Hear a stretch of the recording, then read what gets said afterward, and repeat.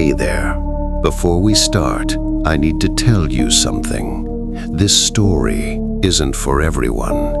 It was sent to me by two people, Dave and Lucy, an engaged couple just like any other.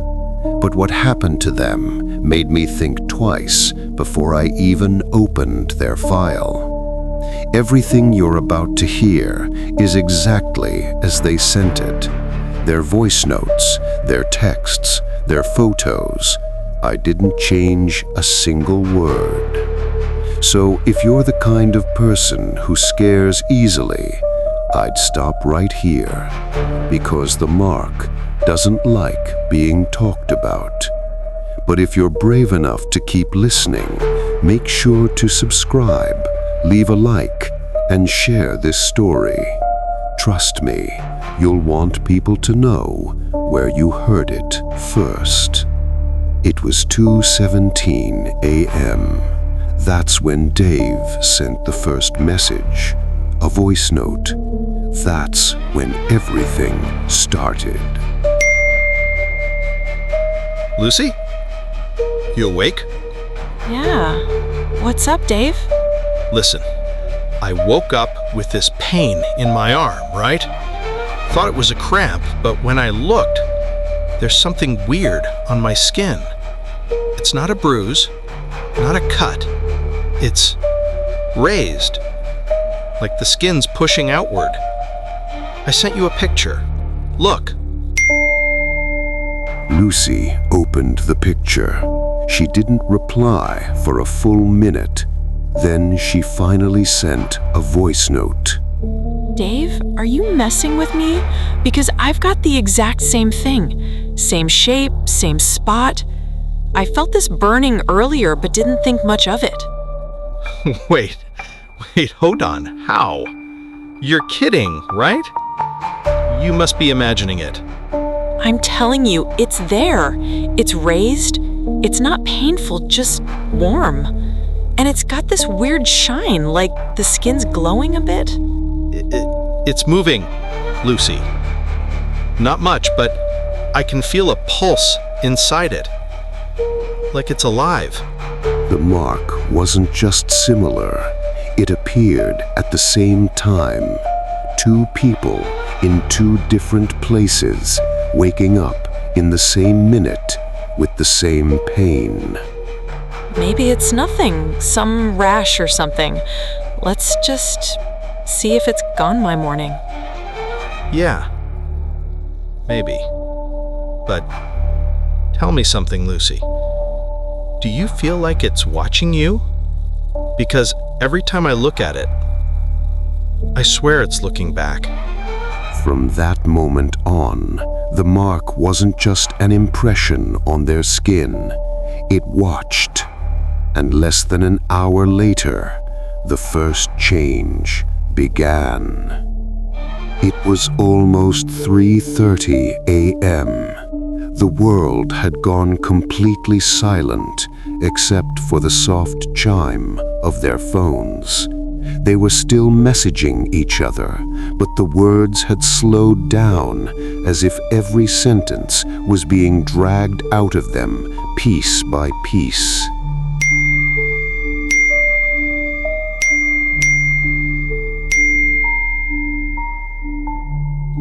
Lucy, I woke up again. The mark's still there, but it looks different. Like the lines shifted somehow. I sent you a video. Just look at it, please. Dave, I don't want to see that video again. I recorded mine too. Look, it's moving. I don't know if it's the light or what, but the skin looks like it's breathing. I turned the light off and on again, still the same. The skin wasn't still. Each time the camera moved, the mark appeared slightly different, as if it were tilting toward the lens. You're sure this isn't a prank, right? Because every time you send something, I feel this heat. Like it's reacting to you. Me too. Right before you message, I can feel it. Like it's getting ready. Neither of them realized that every time they spoke, the mark changed a little more. The skin grew smoother, and the pulsing beneath it became clearer. Lucy, listen to this. Do you hear that? Like a heartbeat? That's not mine. I moved the phone away. It's coming from inside the mark. Dave, stop recording right now. I can hear it too. Same rhythm, same beat. It's like there's an echo between us. Every time one of them placed the phone against their skin, the sound grew louder.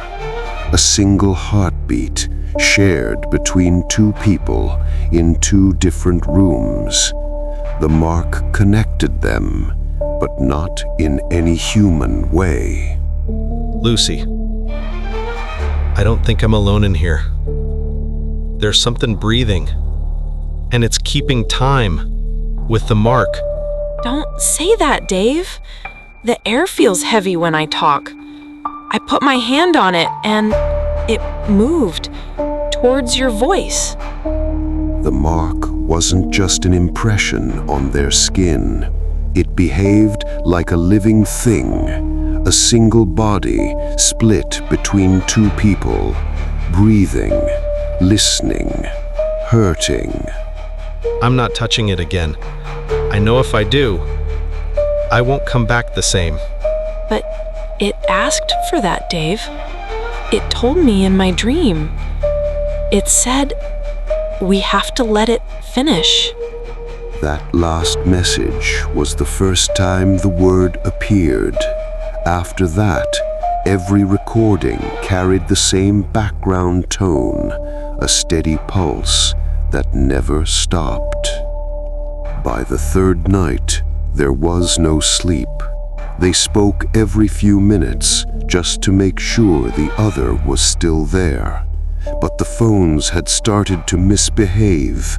Messages changed after being sent.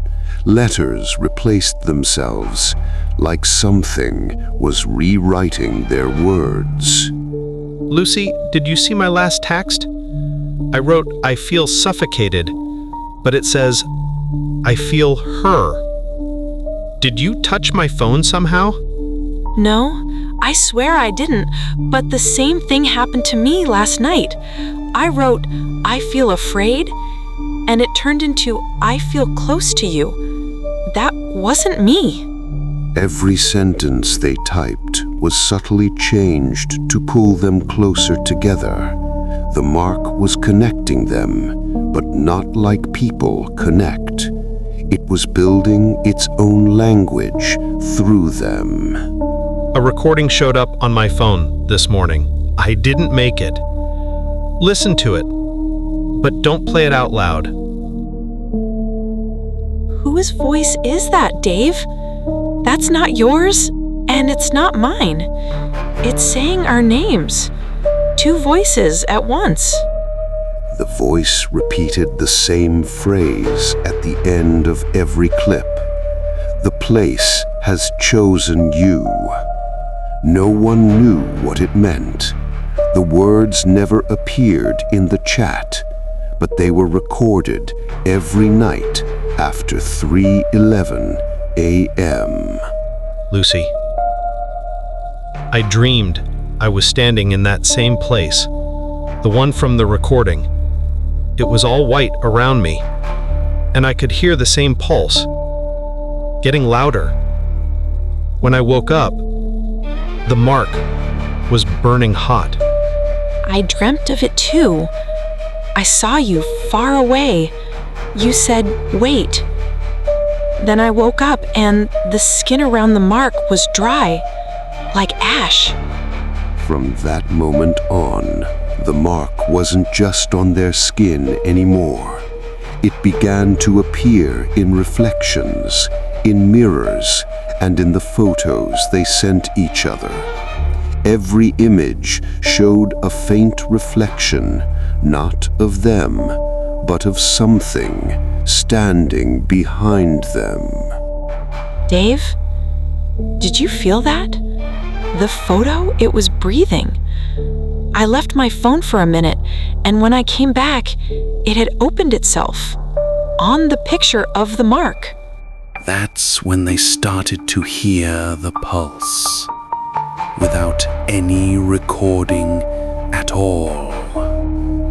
It came from inside their phones, even when they were turned off.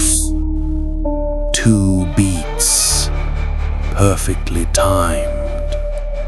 One for Dave, one for Lucy. By the 4th night, they'd stopped asking, "What's happening?" Their messages grew fewer, but each one longer, as if the mark itself was dictating what to say. Lucy, I can hear you even when the phone's off. Every time I close my eyes, I hear your breath right next to me. And I know I'm not alone in the room.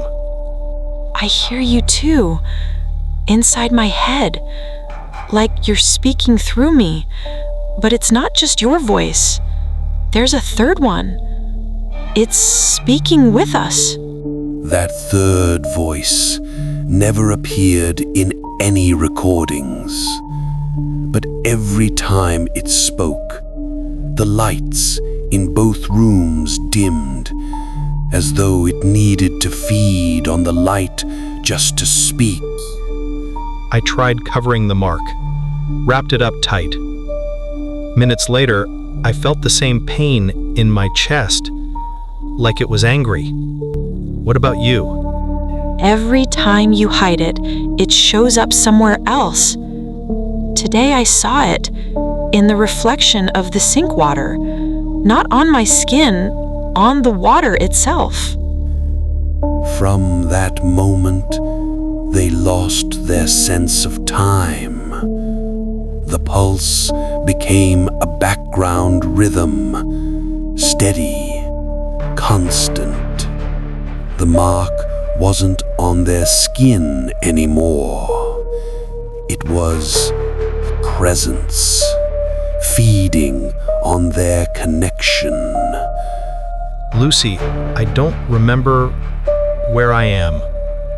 Everything looks like my room, but it's not. The walls are smooth, quiet, breathing. I can see you, but I don't know from where. Maybe from inside the mark. In the final recordings, their voices began to overlap.